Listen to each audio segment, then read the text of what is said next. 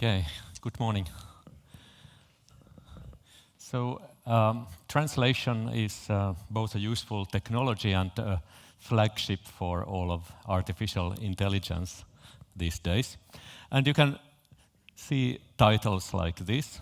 This is one of the articles which I think gives a very good picture of some of the latest developments of translation, how artificial intelligence transforms Google Translate and so on, reinvent computing itself by using neural networks. This is another article about the same thing. It's written by research people, so if you like the first one, you can go on to this and see the details. But you see that if the first one feels a little bit hyped, then the researchers are not quite innocent of this, because also here the title is a bit pretentious, one could say, Bridging the Gap Between Human and Machine Translation. And I will come back to what they mean by this from the article.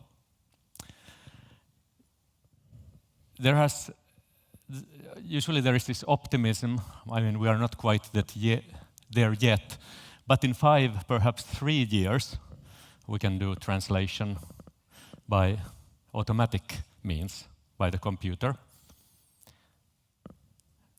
This was stated in a press release from IBM in 1954, and we have seen it any number of times since then, every time a new translation technology idea has appeared.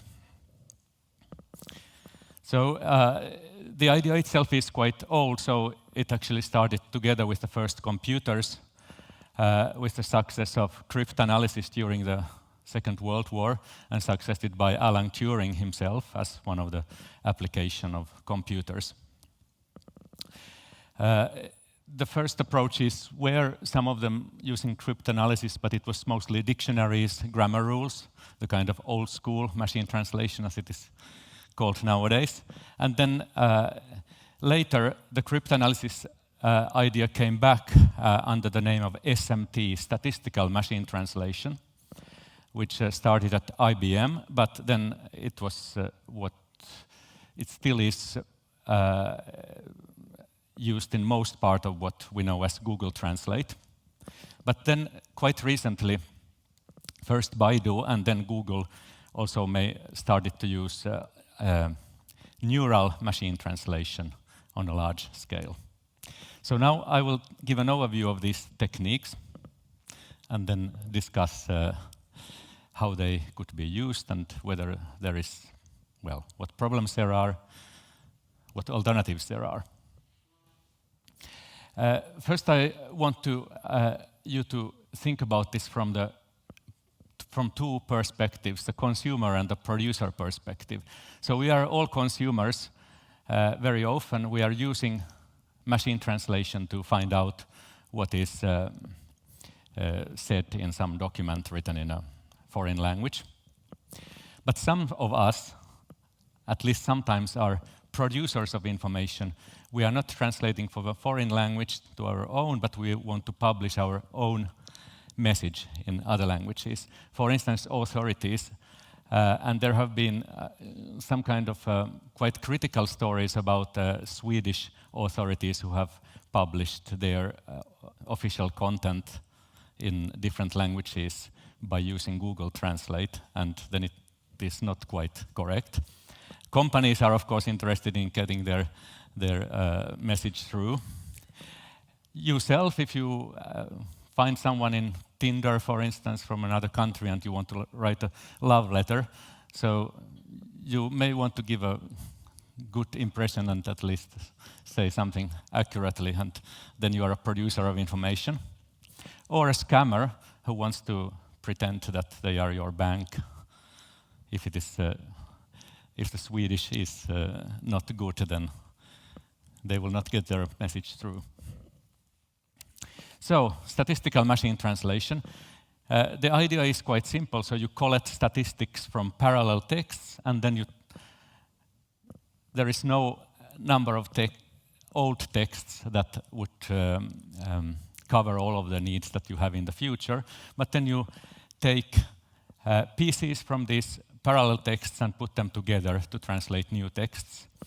And here is an example of how it works. 30-second crash course in statistical machine translation. You have the parallel texts on the top, two English-Swedish translations that are attested, and then you want to translate one more sentence from English to Swedish. Then what is the first piece you can find? It's this big, okay. So you generate denna stora. And statistically you do it basically so that you take the most probable one, and there are many things attesting this, more text than just two. But here you can, so what is the next thing you can find? House is, hus är, and then yellow. So you get this translation. If you're a Swedish speaker, you know that this is not quite correct, but you can get an idea. And this is how Google Translate still works for Swedish. So if you are, for instance, a scammer who pretends that you are that they are a Swedish bank, then this will kind of reveal them immediately. Or if you are a Swiss bank and you want to come into a Swedish market and you use this, then of course you are not taken seriously. So the basic problem in statistical translation is data sparsity. There is no amount of text available there that covers all the words, all the inflectional forms, let alone all the word combinations, because combinations of two words, there are a quadratic number of them theoretically, of 3 words, a cubic number, and so on. And this might work a little bit for Swedish, but for Finnish, for instance, this is just hopeless. And if you think about Google Translate, so no one has so much data as they have, so even if it's theoretically, you could cover it much better. So in practice, this is not something that we are even near. So here is an example, again, from word form coverage. So this is a way to cheat Google Translate. I generated the forms of a verb, not so common. A verb means drinking, like excessive drinking. And only some of those forms are actually covered.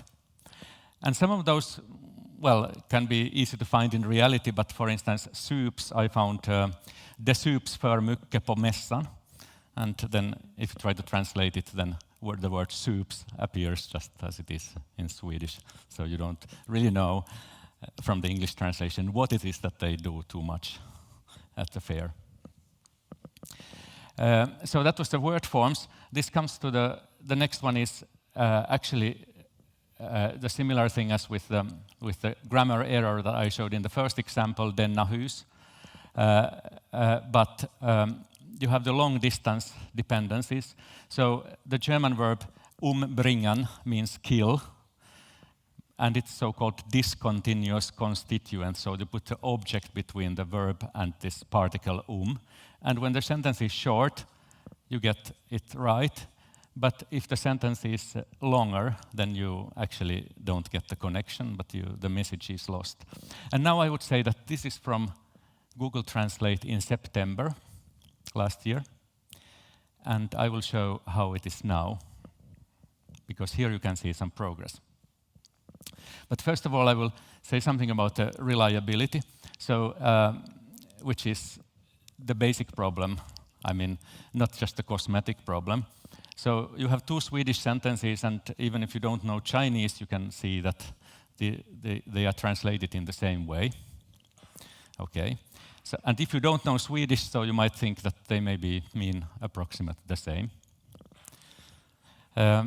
If you're a Swede, you translate to English, you see that it's again translated to the same sentence. So there is something missing actually, which is the negation word. And this is quite unpredictable, because if you just change mother to father, you get it right. So you never know. It might look good here, but you never know what it looks next time. So,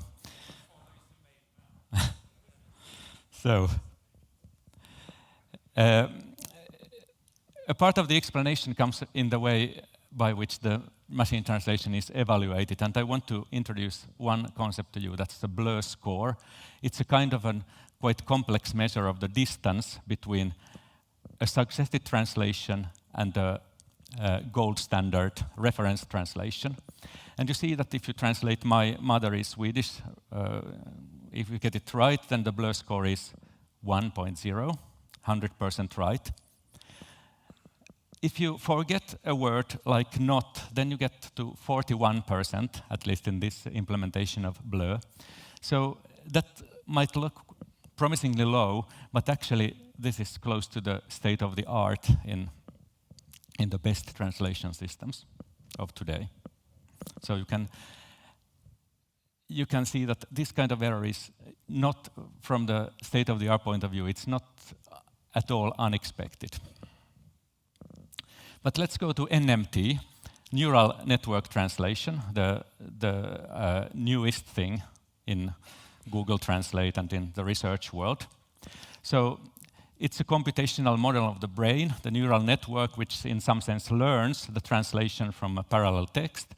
And it has, in particular, improved performance for long distance.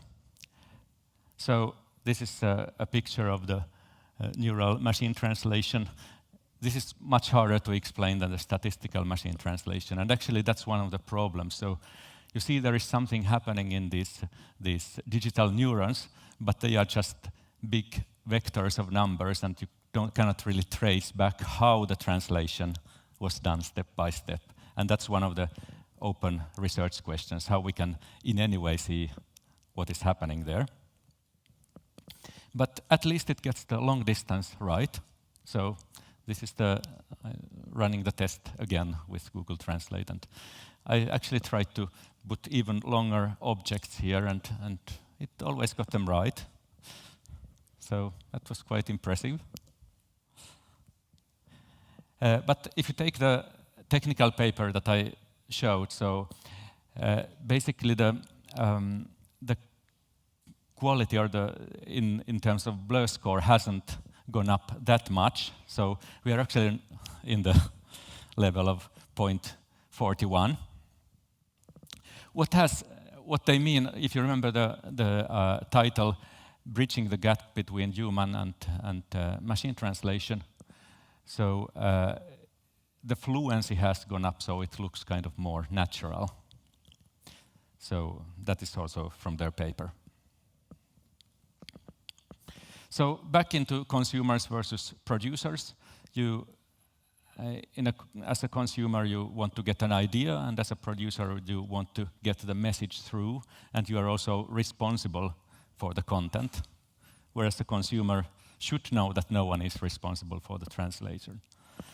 And one problem is if we can ever reach this producer quality. So there is a very old argument from the early 1960s by one of the pioneers, Bar Hillel, who kind of showed or proved that translation is AI complete, which means that you have to solve an arbitrary artificial intelligence.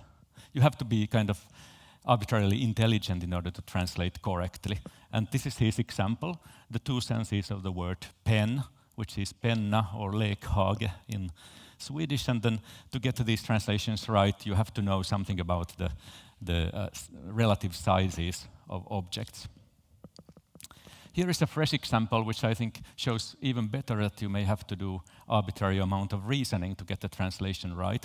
Bestemor in Norwegian, like grandmother in English, has two translations to Swedish, farmor and mormor.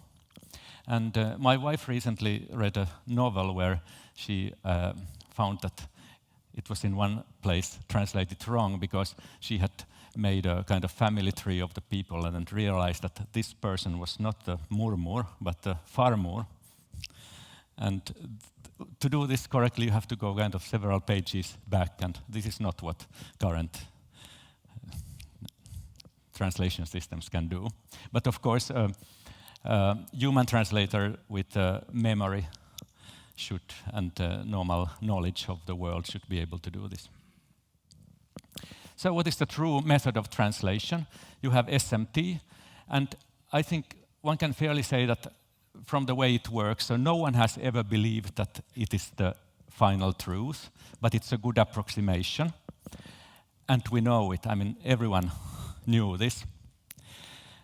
And whereas for neural machine translation, there is some idea that it can be the correct way if it really works the same way as the brain works. If it is a good model of brain, then it maybe learns to translate in the same way as we do, as human beings.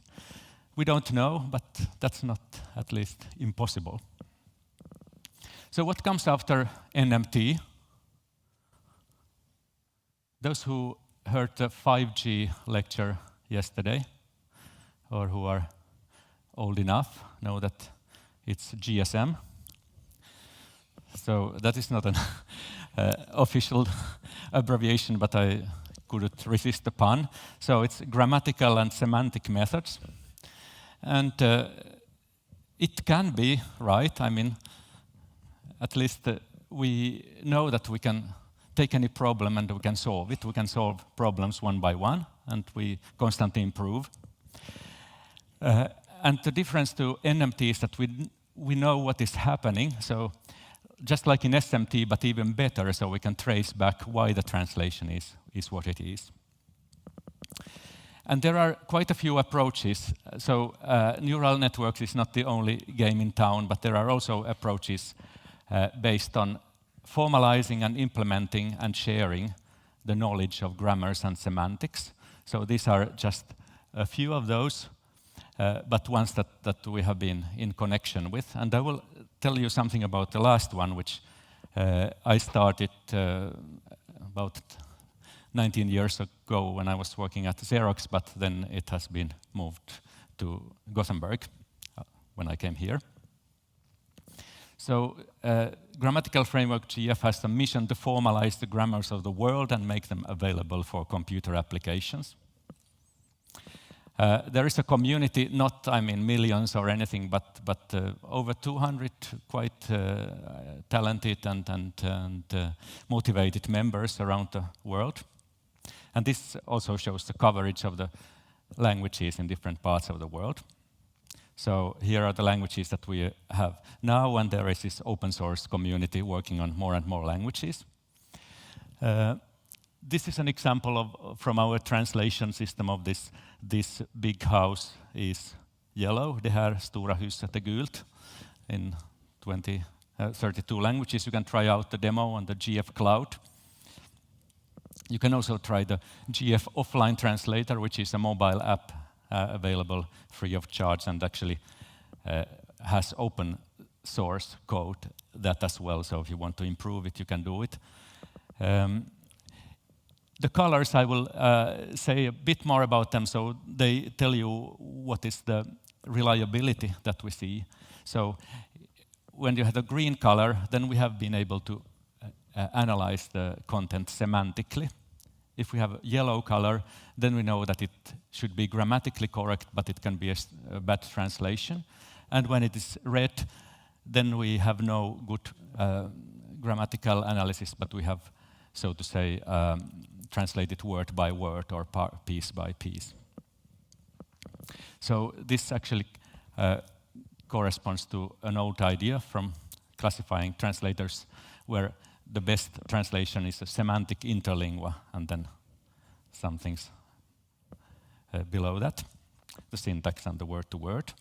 So we have an interlingua, where we translate between languages, by first translating to interlingua and then to the target language. The idea comes from this guy, the mathematician and philosopher Descartes, who was known for his many things, but one is the Cartesian coordinate system and analytic geometry. And he was able to turn into symbols something that was previously pictures, namely geometry. And he actually suggested that one could use this as a basis of translation. So one could have something similar to the system of numbers, but which would formalize all the meanings that people have in their minds, all the ideas, and then one could use that as a basis of translating. This has been kind of going on and off in the machine translation world. It has popped up again in the neural networks because Google researchers say that the neural network can actually invent its own interlingua. But the real success story is it's using compilers where you translate programming language to a machine language. So you have this rather hard-looking problem. You have to change everything to ones and zeros, and then also order them in a different way.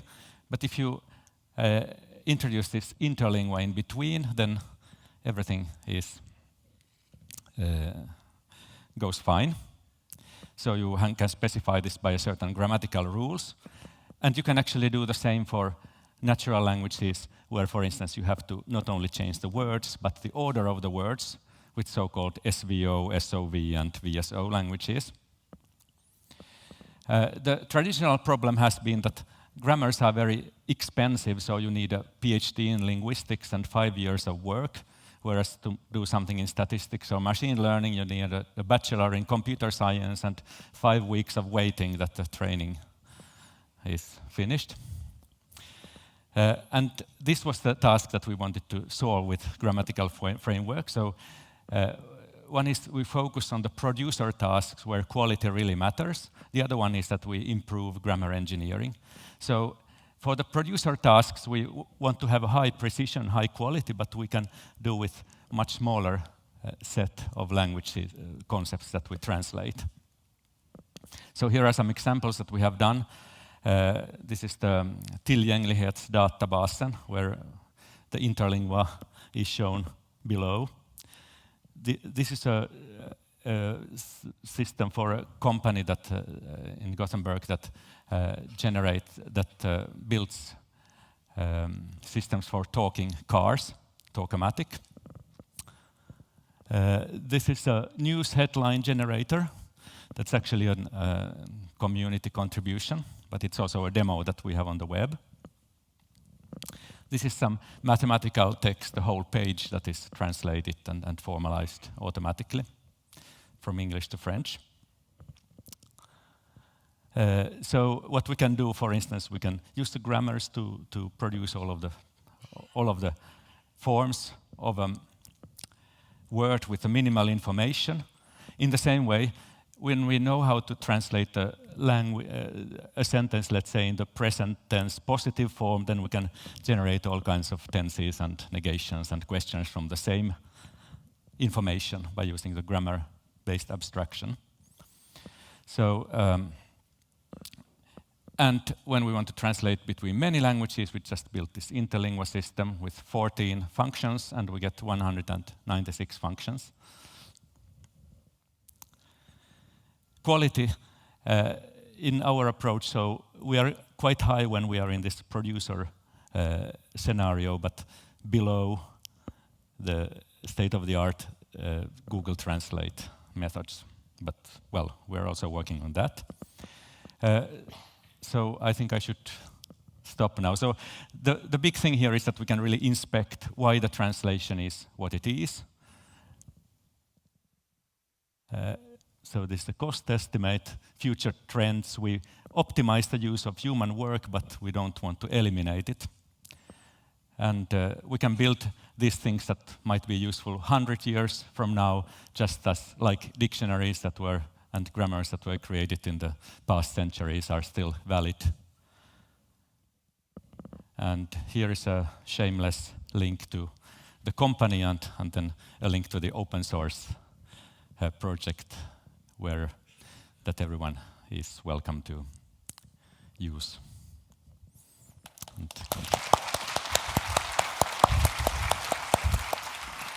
Thank you, Aarne. Thank you. I have a question, but I'll let the audience be first. Anyone?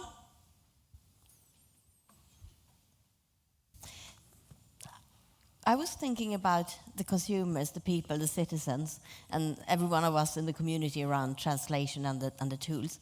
The acceptance. We were talking the other day about many agencies and municipalities in Sweden using Google Translate for translating their official pages. What do you think about acceptance in society for when things are not right, like my mother is Swedish but my father is not Swedish, those kind of things? What do you think society will, how will this go? Because at the same time what we've been talking about, speed is essence, we need to move fast, you need to find new ideas. At the same time we want a stable and correctness in society. What are your thoughts on this? Yeah, I think it depends on how important the things are, and it should always be clear who is responsible. I also think that one shouldn't accept bad solutions. So, for instance, companies should, as long as there is no method that is good enough at translating, so they should hire translators. Yeah. So at the same time as we have opportunities, we have challenges, and it's really about finding the equalizer and balancing that. How much human resources, how much should you just do machine translation? How do you actually find the acceptance level? Yes, there is also some kind of responsibility in the research community that we are sometimes too eager to present something as breakthroughs and what is called disruptive things.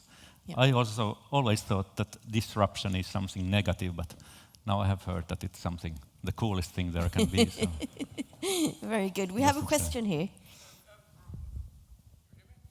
Yeah, keep talking. It's coming. Everyone is not talking good Swedish or good English. How does the system handle bad Swedish or bad English? So I think if you, in many situations, so you need to be able to interpret also bad language. So there is this very old kind of principle for, I think, many types of machine learning is garbage in, garbage out. So, but if you get something good in, you should get something good out. So it's okay, another question? Yeah, actually you had the same similar presentation several years ago for me when I had a course in AI, and you spoke of this linguistic triangle, and today it's hard to translate, well, that day it was hard to translate for this GF. You couldn't, the coverage wasn't that big, so when you wrote a mail, it maybe you didn't have, the coverage was not big enough to translate the whole mail, for example. What's the state right now with the GF? Yeah, so it is, as I showed, so we can translate in principle everything, but the quality goes down when you, yeah. With high quality. I mean, how much, if you write a letter, for example, yes, it's impossible to answer, but still, sort of. How much of the text would be green in your case? Not very much right now, so it's you have to, because those green systems that we have and hope to have in the near future is domain-specific, tailor-made systems. Okay. So you have to invest in building a system for something that kind of content that you want to translate well. Yes, like car speech. Yeah. But what we didn't have at the time was the backup systems, which then always gave you something rather than nothing. Oh, nice. Thanks. Okay, thank you, and thank you, Aarne. Piece of chocolate. Thank you very much. Thank you.